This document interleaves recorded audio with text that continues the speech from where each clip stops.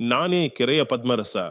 ಕ್ರಿಸ್ತ ಶಕ 1200 ಸುಮಾರಿಗೆ 12ನೆಯ ಶತಮಾನದ ಅಂತ್ಯದಿಂದ 13ನೆಯ ಶತಮಾನದ ಪೂರ್ವಾರ್ಧದವರೆಗಿನ ಹೊಯ್ಸಳರ ಸುವರ್ಣಯುಗದಲ್ಲಿ ಬದುಕಿದವನು ನಾನು.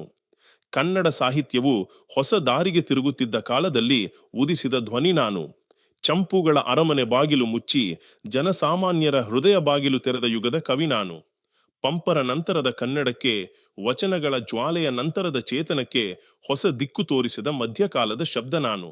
ನನ್ನ ಕಾಲ ಹೊಯ್ಸಳರ ಕಾಲ. ನರಸಿಂಹ ಬಲ್ಲಾಳನ ಸಭೆಯಲ್ಲಿ ಮಂತ್ರಿಯಾಗಿ ನಿಂತೆನು. ಆದರೆ ಸಿಂಹಾಸನಕ್ಕಿಂತ ನನಗೆ ಶ್ರೇಷ್ಠವಾದುದು ಶಿವಭಕ್ತಿ. ರಾಜಾಜ್ಞೆಗಿಂತ ಮೇಲಾಗಿದ್ದದು ಧರ್ಮಸತ್ಯ. ಜನರು ನನ್ನನ್ನು ಕೆರೆಯ ಪದ್ಮರಸ ಎಂದರು. ಏಕೆಂದರೆ ನಾನು ಕೇವಲ ಮಾತಿನಿಂದಲ್ಲ, ಕಾರ್ಯದಿಂದ ಜನೋಪಕಾರ ಮಾಡಿದೆನು. ಬೇಲೂರಿನಲ್ಲಿ ಕೆರೆಯನ್ನು ಕಟ್ಟಿಸಿ ಜನ ದಾಹ ನೀಗಿಸಿದೆನು. ನನ್ನ ಕೈಯಲ್ಲಿ ಕತ್ತಿ ಇರಲಿಲ್ಲ, ಲೇಖನಿಯಿತ್ತು. ಆದರೆ ಆ ಲೇಖನಿಯೇ ಯುಗಗಳನ್ನು ಜಯಿಸಿತು. ನಾನು ಕನ್ನಡಕ್ಕೂ ಪಂಡಿತ, ಸಂಸ್ಕೃತಕ್ಕೂ ಪಂಡಿತ, ಉಭಯ ಭಾಷಾ ವಿದ್ವಾಂಸನೆಂದು ಕೀರ್ತಿಸಲ್ಪಟ್ಟೆನು. ತರ್ಕದಲ್ಲಿ ವಿರೋಧಿಗಳನ್ನು ಮೌನಗೊಳಿಸಿದ್ರಿಂದ ತಾರ್ಕಿಕ ಚಕ್ರವರ್ತಿ ಎಂದು ಕರೆದರು. ತ್ರಿಭುವನ ತಾತನೆಂಬ ಮಹಾ ವಿದ್ವಾಂಸನು ವೈದಿಕ ಮತದ ಗರ್ವದೊಂದಿಗೆ ಬಂದನು. ನಾನು ಶಿವಾದ್ವೈತದ ಸತ್ಯದೊಂದಿಗೆ ಎದುರಿಸಿದನು. ವಾದವಾಯಿತು, ಜ್ಞಾನ ಗೆದ್ದಿತು, ಅಹಂಕಾರ ಸೋತಿತು.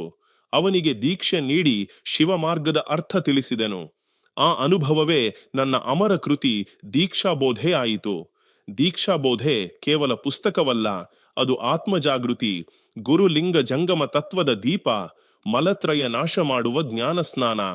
ನಾನು ಹೇಳಿದ್ದು ಒಂದೇ: ಕುಲದಿಂದ ಮಾನವ ದೊಡ್ಡವನಾಗುವುದಿಲ್ಲ, ಜಾತಿಯಿಂದ ಆತ್ಮಕ್ಕೆ ಮೌಲ್ಯ ಬರುವುದಿಲ್ಲ, ಭಕ್ತಿಯಿಂದ ಮಾತ್ರ ಜೀವ ಉನ್ನತವಾಗುತ್ತದೆ. ಶಿವಭಕ್ತನ ಮನೆಗೆ ಹೋಗಿ ಊಟ ಮಾಡು ಎಂದೆನು. ಅವನ ಕುಲ ಕೇಳಬೇಡ ಎಂದೆನು.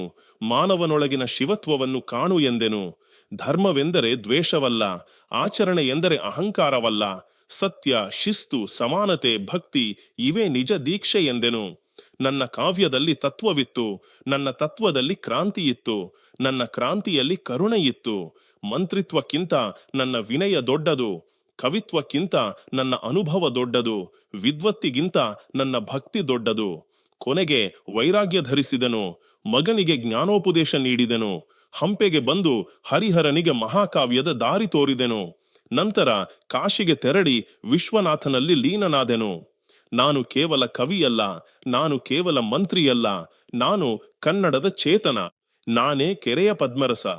12ರಿಂದ 13ನೇ ಶತಮಾನವನ್ನು ಬೆಳಗಿಸಿದವನು. ಬರಹದಿಂದ ಧರ್ಮ ಬೆಳಗಿಸಿದವನು. ಜ್ಞಾನದಿಂದ ಗರ್ವ ಕುಗ್ಗಿಸಿದವನು. ಭಕ್ತಿಯಿಂದ ಕಾಲವನ್ನೇ ಗೆದ್ದ ಅಮರ ಮಹಾಮನುಜ.